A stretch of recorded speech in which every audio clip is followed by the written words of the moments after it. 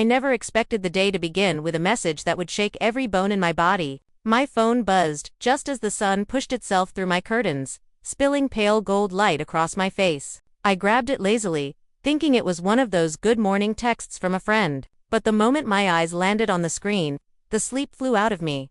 Tickets are $860. If you can't pay, don't travel. Mom, for a full minute, I just stared. I didn't blink. I didn't breathe. My heart beat in a strange, uneven rhythm, like it was trying to warn me about something I couldn't yet name. My mother was never the type to speak like that. Yes, she was strict, direct, sometimes too blunt, but this message carried something else. Something sharp, something cold, something that made my stomach tighten. Why would she say that? Why now? Why this tone? I sat up, the sheets falling from my shoulders. It wasn't just the words that bothered me. It was the heaviness behind them, the way it felt more like a warning than information. Like she wasn't telling me about a ticket, she was trying to stop me, my dream, my plan, everything I'd been preparing for months. Why was she shutting it down like this? And why, with so much force? I read the message again, and it felt like each word pushed deeper, making me question everything. Was she angry? Was she disappointed? Was she hiding something? I typed, deleted, typed again. Every response I wrote felt wrong, too emotional or too defensive. I didn't want to fight her, but I also couldn't ignore the sting in her words. My chest felt tight. I swallowed hard, trying to understand what could have triggered such a harsh message. The ticket wasn't supposed to be that expensive. I had checked the prices a few days earlier. They were nowhere near $860. And even if they had gone up overnight, why would she sound so final? It felt like she wasn't giving advice, she was delivering a verdict. My mind raced back to yesterday's conversation when I told her I was planning to travel soon. She looked tired, but she said nothing negative. She just nodded slowly, as if trying to think of 100 things to say but choosing silence instead. I brushed it off then, thinking she was just worried like any mother would be. But now this message, this tone, this abrupt dismissal, something was wrong. Deeply wrong. I could feel it. The way you feel a storm before it arrives, when the wind pauses for a second and the air becomes unnaturally still. I couldn't explain it, but I knew this wasn't just about the money or the ticket price. This was about something bigger, something she didn't want to tell me. My fingers trembled slightly as I locked the phone. A strange fear crawled up my spine, settling heavily in my chest. I took a deep breath, but even the air felt heavier than usual. Why would my own mother try to stop me from traveling? And what did she mean by sending such a cold message so early in the morning? I didn't have the answers yet, but I could feel it. Something was hiding behind those 8 words. The more I tried to calm myself, the more my mind refused to rest. I tossed the phone on the bed and stood up, pacing slowly across the room. Every step felt like I was walking deeper into a fog of questions. Why would she lie about the ticket price? Was she trying to scare me? Or was she trying to protect me from something I didn't know? My thoughts drifted back to the reason I wanted to travel in the first place. This trip wasn't just a random idea. I had been planning it quietly for months, saving small amounts from my salary, skipping outings, eating cheaper meals, avoiding unnecessary expenses. Every coin had purpose. Every sacrifice had meaning. And with each passing day, the dream became clearer. I wanted to break out of the cycle, to chase something better, something bigger than the life I had always known. So why was she shutting the door on me now? I picked up my phone again, more out of habit than intention. Her message still sat there like a dark cloud. I clicked on the airline app, my eyebrows tightening as the page loaded. The current ticket price popped up. I blinked, then blinked again. It wasn't even close to $860. My heart skipped a beat. A hot wave of confusion washed over me. So she did lie. But why? What reason could make a mother twist the truth like that? My chest tightened as memories flashed, times when she hid things to protect us. Times she made decisions without explaining, believing silence was better than truth. Times she carried burdens alone, refusing help even when her hands were shaking from exhaustion. African parents, they show love like warriors, not poets. And sometimes, their protection feels like punishment. But still, this didn't make sense. Not fully, not deeply. Her message felt too sharp, too quick, too defensive. Something was pushing her, something urgent. I opened our chat and stared at the last message. Should I call her? Should I ask her directly? A part of me feared the answer. Another part feared her reaction even more. She could easily shut down the entire conversation with a single, "Leave it." That was her style, powerful, final, silent. But the way she avoided giving details, It didn't sit right just then. My phone buzzed again. My heart leaped, thinking it might be her. It wasn't, it was my younger sister, sending a casual morning meme into the family group chat. I stared at it blankly, but her presence reminded me of something important. My mother wasn't just acting cold to me, she had been distant with everyone lately. I scrolled through the family group messages. Over the last week, she hadn't replied to anything, not even the funny jokes she usually loved, not even the videos of my baby nephew that always made her laugh until she cried. That's when the realization hit me. This wasn't about me. It wasn't about the ticket. It wasn't about the money. Something else was happening, something she didn't want to say. And now the question burned even stronger. What was she trying so hard to hide? I couldn't shake the feeling that the simple message about an $860 ticket was only the surface of something far deeper, the kind of depth that doesn't show itself until it's too late, like a crack in the wall that looks small until you press it, and the whole thing collapses. I sat back on the bed, staring at nothing, yet seeing everything all at once. My mother never behaved like this without reason. She was many things: strict, stubborn, emotionally guarded, but she was never careless, and definitely never so cold without purpose. I opened her chat again, scrolling up to our previous conversations. Just 3 days ago, she had sent me a voice note reminding me to drink enough water, followed by a prayer blessing for my big dreams. Now, suddenly, she didn't want me to travel at all. The difference felt like night and day. There was no smooth transition, no warning sign, no argument that could have triggered this shift. Unless something had happened. I dialed her number without thinking. My thumb moved before my mind could stop it. The phone rang once, twice, thrice, then it switched to voicemail. I ended the call quickly, my heart knocking against my ribs. Why didn't she pick up? She always answered my calls, always. Even when she was busy, even when she was annoyed, even when she was half-asleep. So why now? I tried again. Same result. Voicemail. The silence on the other end felt louder than any scream. My chest grew tighter. I could hear my own breathing, shallow, uneven, hesitant. I didn't want to panic, but the edges of fear were starting to push inward. Then a thought struck me: my aunt. My mother often confided in her when she didn't want to worry us. I scrolled down and tapped my aunt's name. She answered on the third ring. Hello. Her voice sounded normal, but something in the background, an echo of movement, made me sit up straighter. Auntie, good morning, I said, trying to sound casual. Good morning, my child. Why are you calling so early? I swallowed. I wanted to ask if Mom is with you. She isn't answering my calls. There was a pause, a long, heavy one. I felt something inside me shift. No, she's not here, my aunt finally said. Why?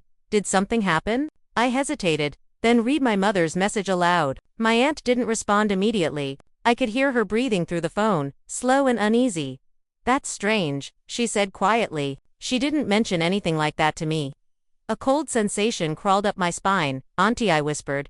Is she okay? Another pause. This one felt even longer. She hasn't been herself these past days, she said carefully, but she told me not to tell you anything. She said she didn't want you to worry. My stomach dropped.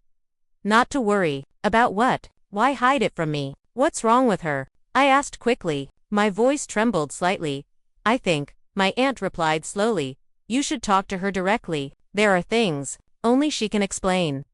And just like that, the fear changed, shape, sharper, closer, more real.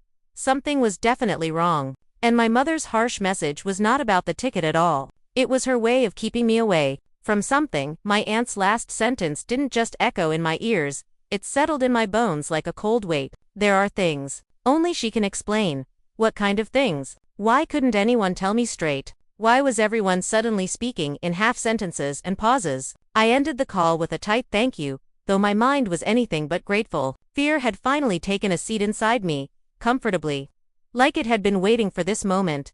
I stared at my phone again, hoping my mother would call back. Nothing. No missed call. No typing dots. Nothing but silences. Silence thick enough to choke me.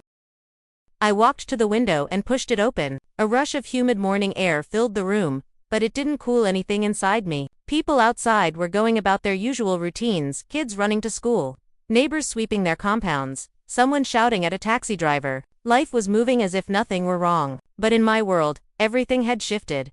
I thought of my mother's face, her tired eyes, her forced smile, the way she always said she was fine even when she was clearly breaking. For a moment, I wondered if the harsh message was her way of reaching out. But that didn't feel right. It felt more like she was pushing me away, keeping me at a distance, protecting me, or hiding something. My phone buzzed suddenly. My heart shot upward. I grabbed it so quickly that it almost slipped from my hands. It wasn't my mother. It was my younger sister. "Can you call me?" Just for simple words. But my breath caught. My sister didn't usually text like that. She preferred spamming emojis or sending voice notes that made no sense. This message was short, too short. Like she didn't want to say much over text. I called immediately. She answered before the first ring even finished. "Hello." Her voice was low, almost whispering. "Where's Mom?" I asked without greeting. "She left early this morning," she said, before anyone woke up.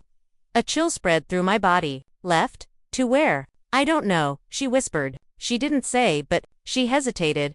"But what?" She looked different. Different how? Like she didn't sleep at all. She was moving so fast, like she was running from something. She didn't even take breakfast. She just walked out. My grip tightened on the phone. "Why didn't you call me earlier?" "I thought she was just upset about something," my sister said softly. "But then, I heard her talking on the phone last night."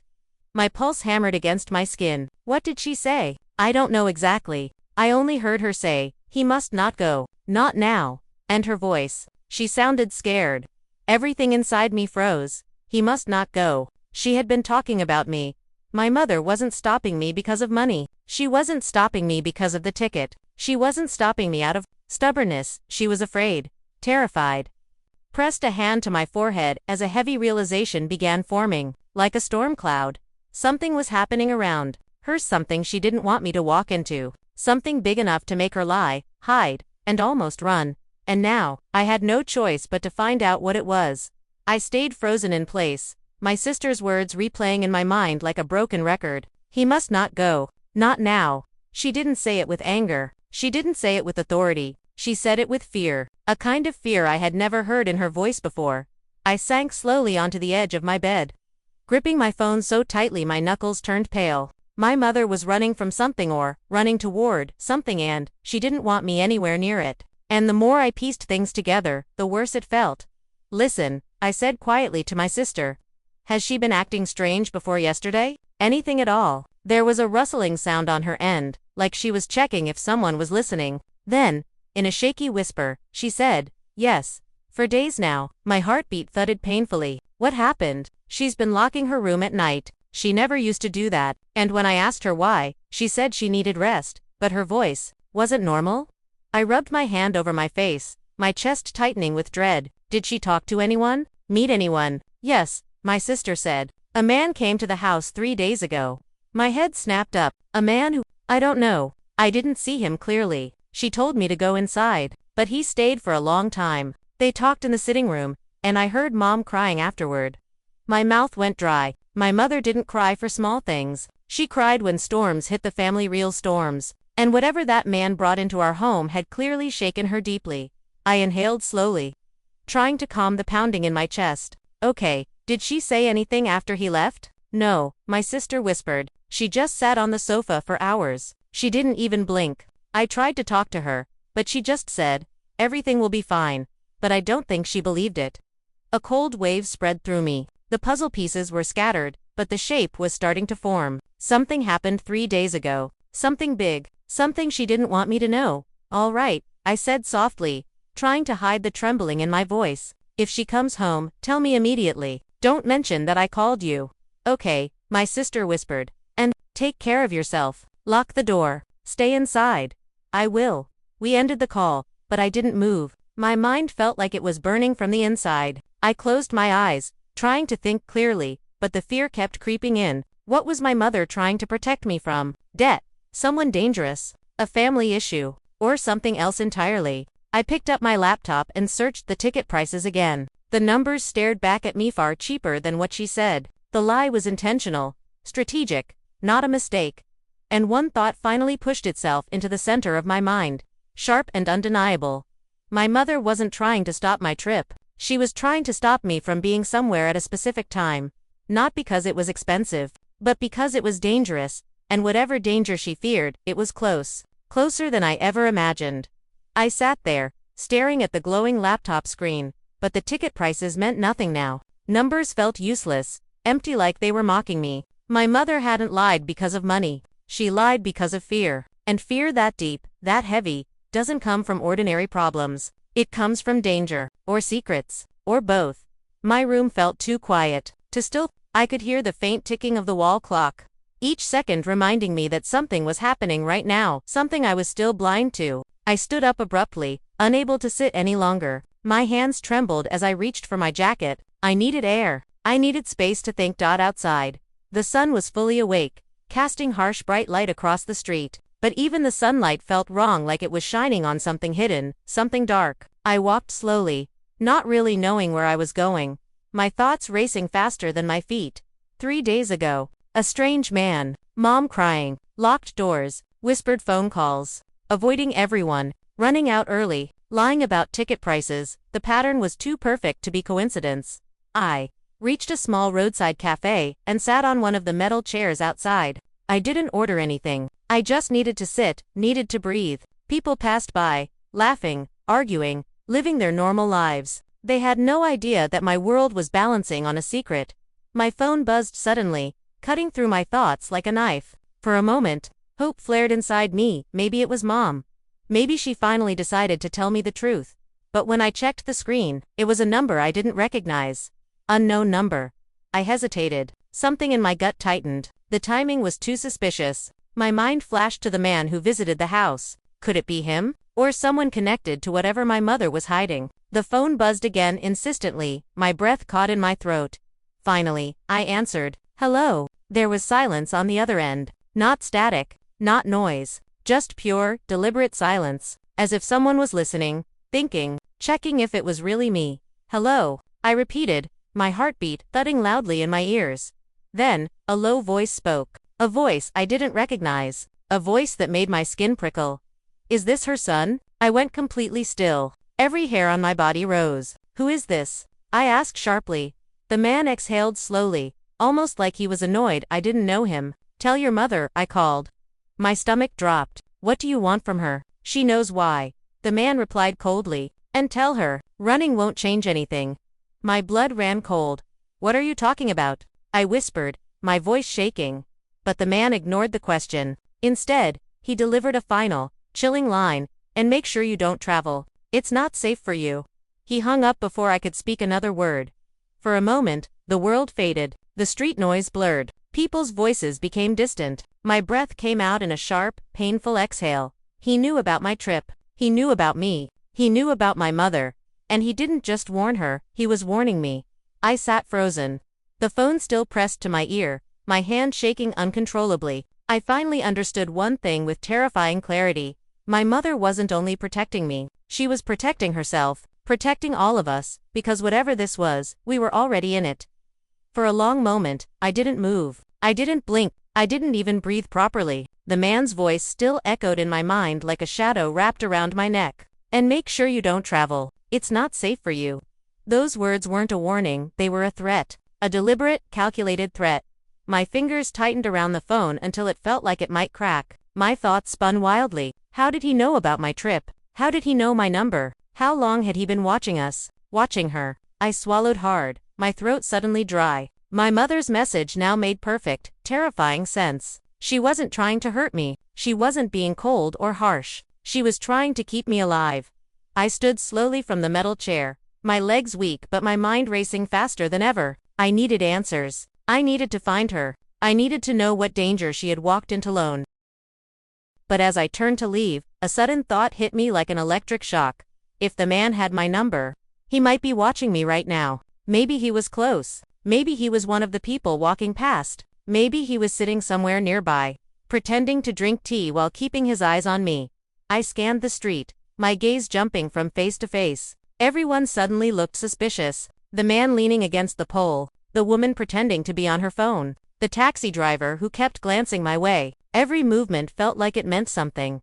I took a deep breath and forced myself to walk calmly, not too fast, not too slow. My heart hammered the entire way home. I kept checking behind me, expecting someone to follow, but nobody did. Or maybe they were just better at hiding than I was at looking.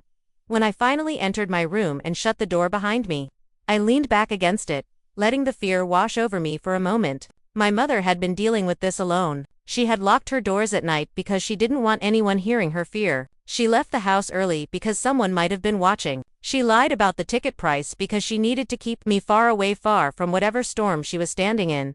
And I had almost walked right into it, without knowing, but the worst part was yet to come, because now, I wasn't just scared. I was angry. Angry that she had carried this alone. Angry that someone threatened my family. Angry that fear had pushed her into silence. I grabbed my phone again and dialed her number one more time. This time, it rang for longer, 5 times, 6 times until, suddenly, it clicked. The line connected. Mom, I said quickly, breathless, desperate.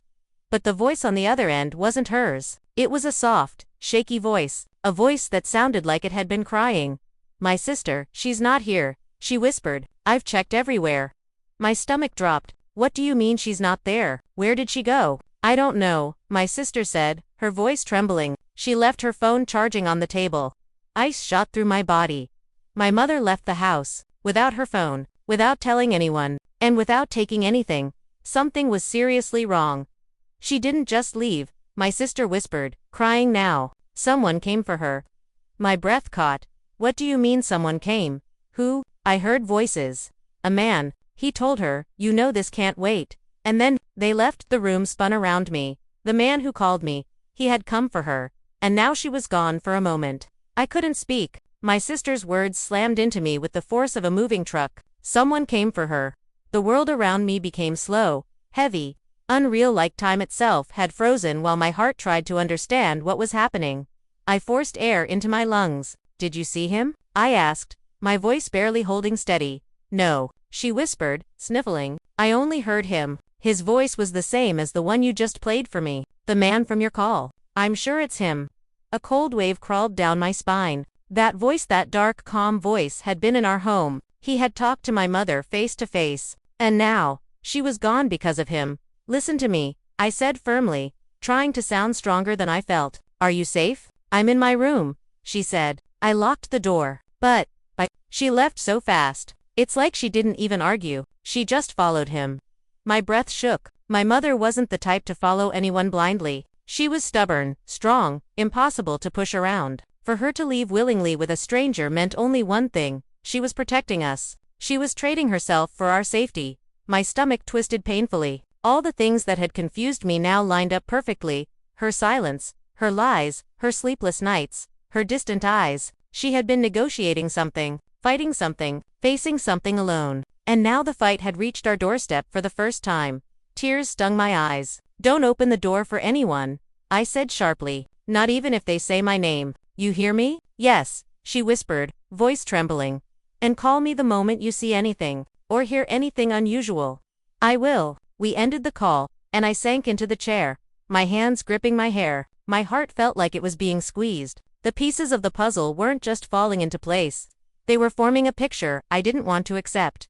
Someone had been after my mother. Someone dangerous. Someone connected to me because he knew about my trip. He knew when I planned to leave. He knew my number. He knew everything.